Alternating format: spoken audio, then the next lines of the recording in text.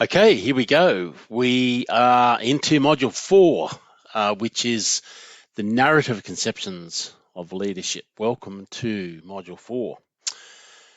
So we've looked at a few different things. Module 1, different ways of thinking about leadership from the self, other, and organization perspective. Module 2 looked at change conceptions of leadership. Module 3, we had a look at cultural conceptions and how leadership is important to culture, creating culture. This one we want to have a look at narratives conceptions of leadership. So I just want to spend a bit of time with you guys explaining what that's all about.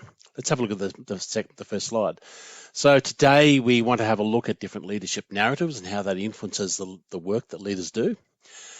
Why they're so powerful in creating and forming organizational change and inertia, and dealing with change and dealing with inertia. We'll have a look at different kinds of narratives, and we'll see if we can apply narratives to different kinds of contexts or organizational dilemmas. All right, so there's enough there for us to have a look at today. All right, let's have a look at the next slide. We'll go through this. So what are narratives? There's a bunch of readings once again in module 4, but really think of narratives in organizations.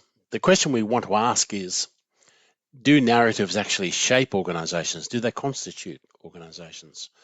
Well, if you consider narratives as voices, as discourse, as stories, as images, as texts, and the way in which we develop that storytelling within the organization and how those things create meaning, the fact that these narratives create meaning means that, or determines, the extent to which the organization understands itself, right? Narratives constitute organizations. They help create organizations, and they help to create organizational meaning for the organization itself and the people that work within the organization, stakeholders external to the organization, investors, anyone to do with the organization. So narratives are absolutely really important. So as you can see, they constitute and create organizations on the right-hand side. They can be grand narratives, overarching, that have an effect over a long, long period of time. They can be competing ones. They can be deviating narratives, hybrid deviating stories that influence how people behave and actually what they believe as well. So they're actually not, it's actually pretty important. I'm getting caught up here with this cord, so I've got to be a bit careful. Let's have a look at the next slide. And so I've got a bunch of readings, and this one from Stark et al. 2023, which I thought was really interesting. Really what this reading is about is that you have the leader, okay, and you have the follower. Leaders are always trying to create narratives to influence the follower, okay? Very rarely do followers create narratives to influence the leader, although they can do if they're powerful enough in certain situations. But this particular reading is talking about transformational leaders and leader-member exchange. Transformational leaders, if you recall, are powerful in terms of inspiring and motivating the workforce. Leader-member or LMX leaders, leader-member exchange leaders, develop quite unique relationships with their supporters, immediate supporters, or what we call the dyad, the relationship between a dyad. The leader influences the worker reciprocates how the leader creates that identity, social identification I talked about last time, and that in turn influences the leader. Now, think of this situation, this slide, which comes out one of your readings. The leader's trying to use a storytelling or a narrative to influence the worker or a group of workers. Okay, this particular study suggests that the extent to which how that story is told, the quality of the story, and how it's appraised by the worker either creates a believable plot or it doesn't, right? So you think of yourself when you go to a movie What are we looking for? We're actually going to be convinced by the movie on the basis of the plot. If the plot's interesting and it gets us, we're kind of right into the movie, right? And if you like, they use the term need, supply, fit. The need of the leader fits the supply of the leader. What the leader's trying to supply actually fits the need of the worker. In our case, we're going to the movies. The movie is really convincing.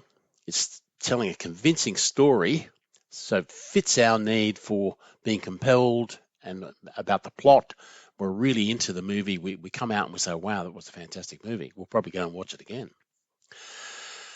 It's not too different from the story that a leader's trying to tell the worker. The leader wants the worker to believe in the change. Let's say it's a story about change management. The leader wants the worker to believe the change and to believe the change is important. But the extent to which the leader or how the leader tells a story will determine whether that story is going to be successful or whether the narrative that's being used by the leader is a successful narrative. So it creates positive arousal effect, has a positive effect on the follower, right? Such that transformational relationship information is improved if there's a strong need, supply, fit.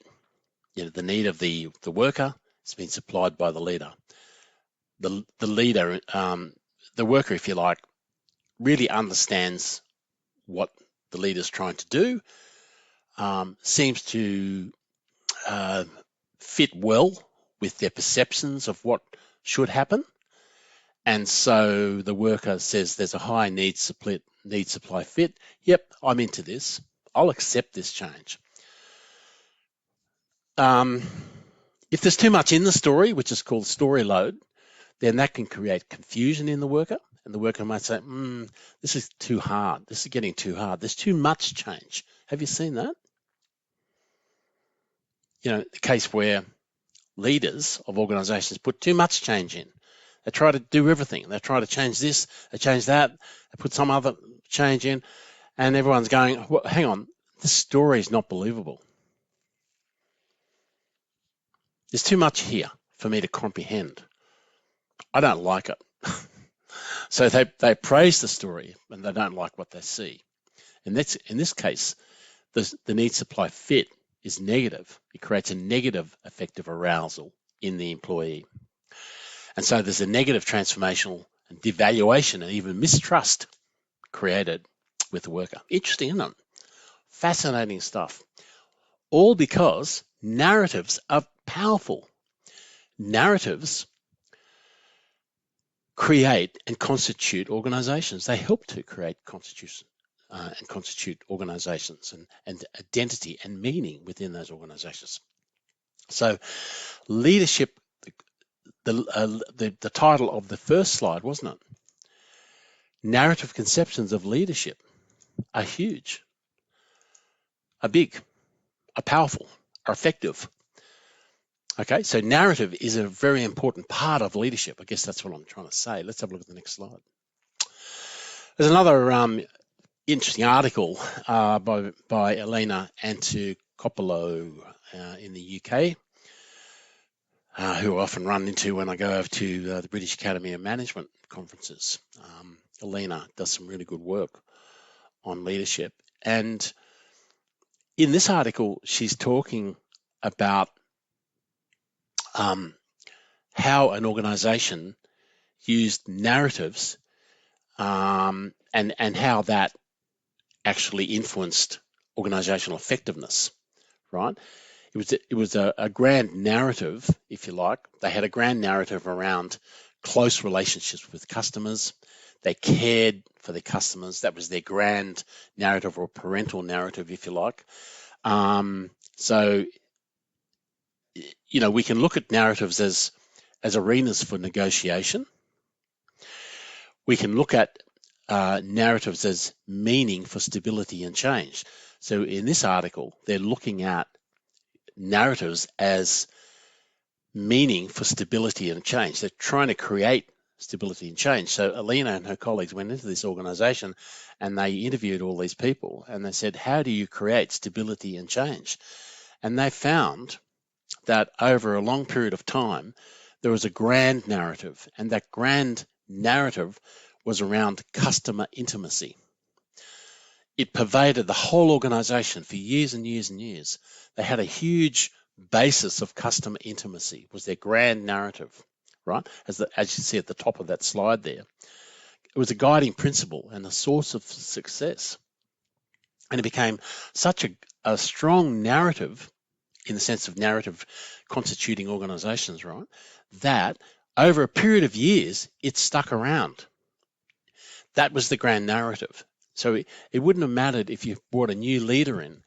The grand narrative, which was from day one, week one, right through to the present day, was based on a customer intimacy narrative.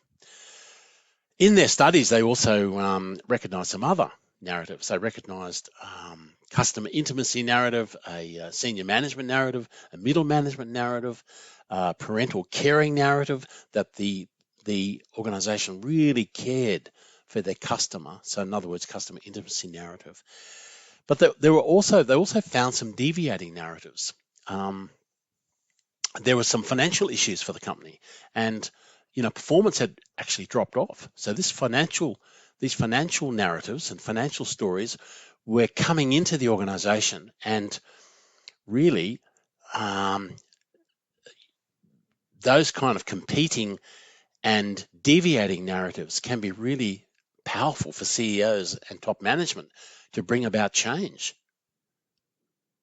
And we've seen CEOs of major companies, Telstra comes to mind because they've had so many restructurings over the last 20 years. It's not funny. That sometimes CEOs use those narratives as an excuse. Oh, our finances are going down. We're losing market share. Sales are down. We have to make dramatic change. Could be just a good excuse to fire people, to lower their costs. And if you want to be really pessimistic or sort of suspicious of management, you could say they're actually doing that because they want a higher bonus. All right. So grand narratives are really important. So, but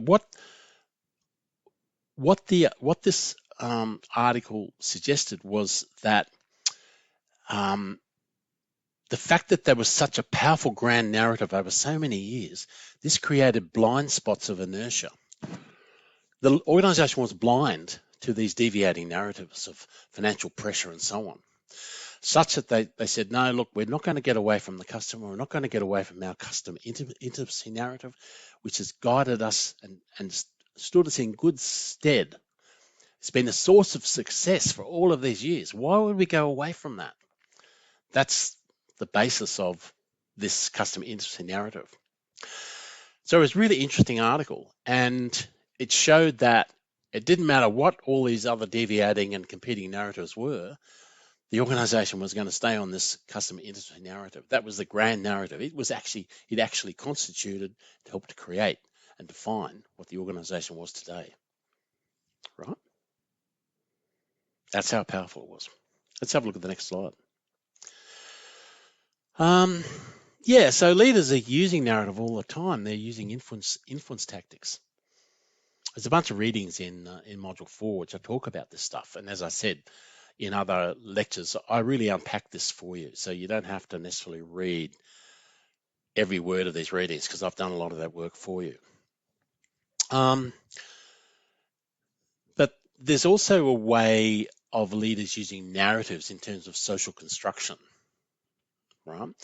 Socially constructed narratives are narratives that are socially talked about and socially evolve over a long period of time. So the leaders are socially constructing narratives as they go, right? They want to influence the interpretations of followers, as I said before in that other article. This one here, they want to actually positively arouse or affect the positive arousal of followers. through the stories they tell, right? So socially constructed story is one way of doing that. And in a socially constructed perspective, leaders lead by example. They share knowledge, they communicate change, inspire and transform organizational behavior. So they're using these narratives to shape followers' perceptions. You could almost say the perception, whether the followers think the leader is going to be successful, is based on their perceptions of the narratives that the leaders are trying to create. And if they're not creating powerful, influential narratives, then those subjective interpretations at the end here, the third one here, are likely to create a misfit between what the leader's trying to do and what the perception of the narrative by the follower. But I've got their leadership influence tactics. This relates to the next slide as well, which comes off from one of the readings. But the leaders using these narratives as a leadership influence tactic to bring about change or some kind of behavioral change or outcome that the leader wants or leaders want. The strength of that attachment is, all workers are adults. The adult attachment to the leader may well, in other words, how well is the followers, how well are followers attached to their leader? The strength of that attachment may well decide the success of the narrative that the leader is trying to produce or create. Because leaders know what they want to do. They say, I'm going to bring about this change. I'm going to do this. I'm going to do that. It's important because I'm the leader. And so they bring about this change. They implement this change. But then the workers are going, well, hang on a second. Just because you say it's important doesn't mean to say I'm going to accept it. So there's always a subjective interpretation on the part of the followers in accepting whether they believe what the leader's trying to do. Right, so because followers are skeptical of change, you can see in the third box there in here. They're unfamiliar with the change processes. They don't really know. Do they believe the leader's stories? I don't know. They might. It depends on the leadership influence tactics. The need, supply, fit, as we saw it previously. And in some cases, the followers can be annoyed and pessimistic.